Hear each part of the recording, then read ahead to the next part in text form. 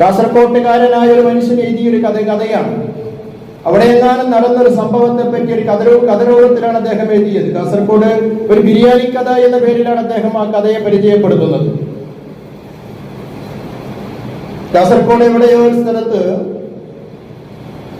6000-ൽ പരം ആൾക്കാരെ ക്ഷണിച്ചുകൊണ്ടുള്ള ഒരു വിവാഹവേദി, ഒരു ഫംഗ്ഷൻ. വ്യത്യസ്തമായ രീതിയിലുള്ള പൊങ്ങച്ചത്തിന്റെയും പ്രൗഢിയുടെയും ഭക്ഷണങ്ങൾ അവിടെ പാകം ചെയ്തിട്ടുണ്ട്. ആ ഭക്ഷണങ്ങൾ ഒരുപാട് ബാക്കി വന്നു പോയി.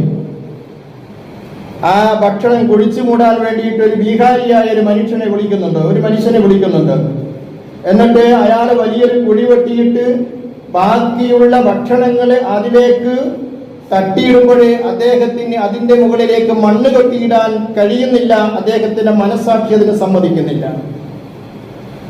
ആരോ ഈ